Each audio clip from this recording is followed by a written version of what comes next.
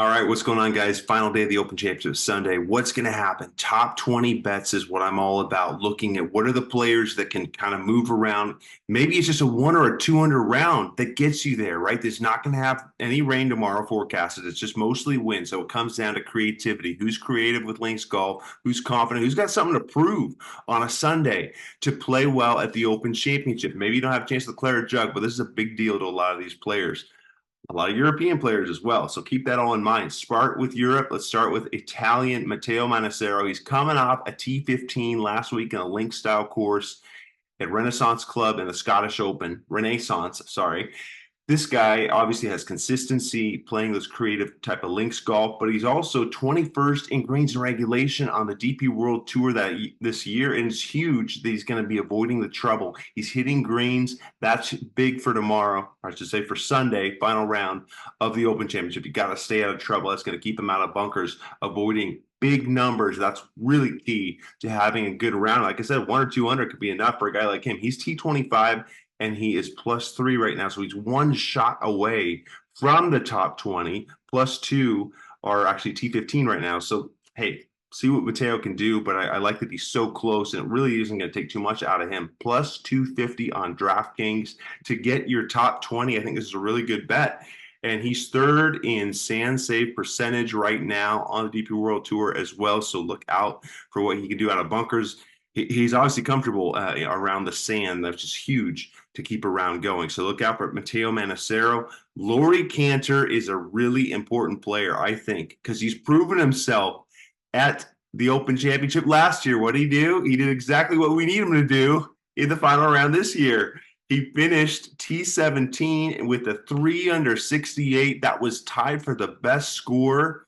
Excuse me, that was the second best score of the year, or I should say 67 was the best, but still 68 playing that well in tough conditions. You remember what those were like there last year as Harman prevailed. So really impressive stuff. He's 22nd in scoring average right now in the DP World Tour. So you can have a player that scores pretty well, and that's critical that he can make enough birdies to stay in this mix. And he's also 44th in greens and regulation, so he's hitting a good amount of greens compared to the rest of his competition. So that's important as well. So look out for Laurie Cantor. He's from England, so he knows links golf very well. He knows how to play in the wind critically. This is a guy who right now he's +2, he's T15. It would be +150 for a top 20 for Laurie Cantor. So just hanging in there, even par, maybe one under will get him there.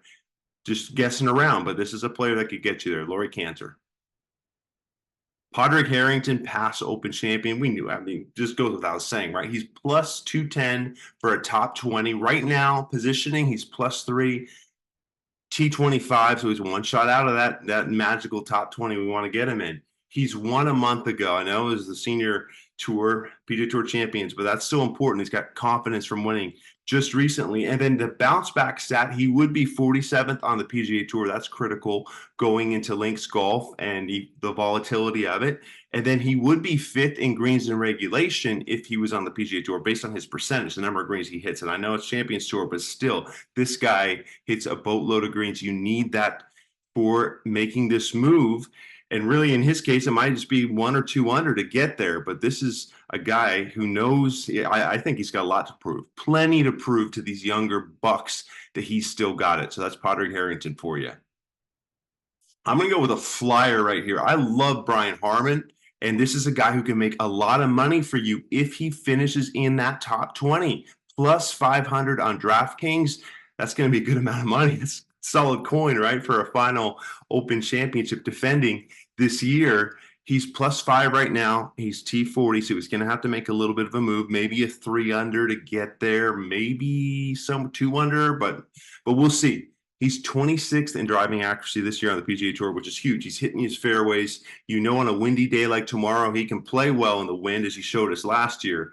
But that's going to be critical going into a round like that. He's also 19th in putting average, so you know he's going to make putts, which you need to keep these rounds going and to make a move, which obviously Harman needs to make a move. Here's the other thing. He's 25th on the PGA Tour right now in final round scoring, and that is what we're talking about, right? You got to make a run in a final round, and this guy has done it on a consistent basis so far this year. So make some coin with Brian Harman for that top 20.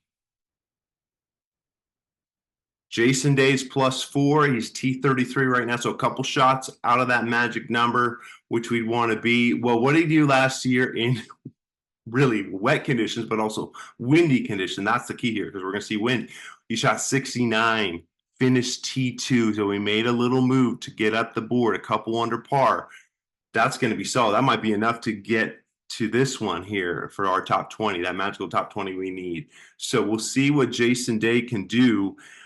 But I think it's critical. I mean, he's 5th in shots gained, putting. There's so many like short game areas that are important. He's 23rd in scrambling. He's 16th in sand saves for you. Okay, these pot bunkers, he's going to be plenty comfortable there. And then he's 20th in bogey avoidance. So this is a guy that's not going to make a lot of big numbers. He's got a pretty good head on his shoulders and good numbers here with short game stats to help us out. So look out for Jason Day to make that move. A couple more guys and we'll let you go. I know there's a lot of guys we can go with, but Cameron Young +4 right now, and he's T33, so he's a couple shots out of that magic number. Cameron Young is such a good player. He's +275 for that top 20. He's played well in his last couple starts, T9 and T6, so he's got good form coming in. He's got a boatload to prove, though. In the last start he had, what did he do? He was in the mix and he really threw it away on the back 9, really looking for that first chance to win. He was riled up. He was absolutely fired up. I think this is a good opportunity for him to prove a lot by playing well in this final round of the Open Championship. He played in that final group, though, last year. Good experience with Brian Harman. And I think those kinds of things, playing under pressure, those big scoreboards, the big stage of the Open, he knows how to do it. He's been through it. Second at St. Andrews with Cam Smith, right in the hunt, had a chance. So this is good experience for a guy that you need to make a move at +4. Maybe a 2 under would get him there. Maybe 3 under for the day would get him there. But there's just so many good numbers. He's 18th out the tee. He's 11th in total driving. A lot to like. 31st in distance. This is a player that has so many tools for links golf. He's shown the creativity as well. So keep an eye out for Cameron Young for that top 20.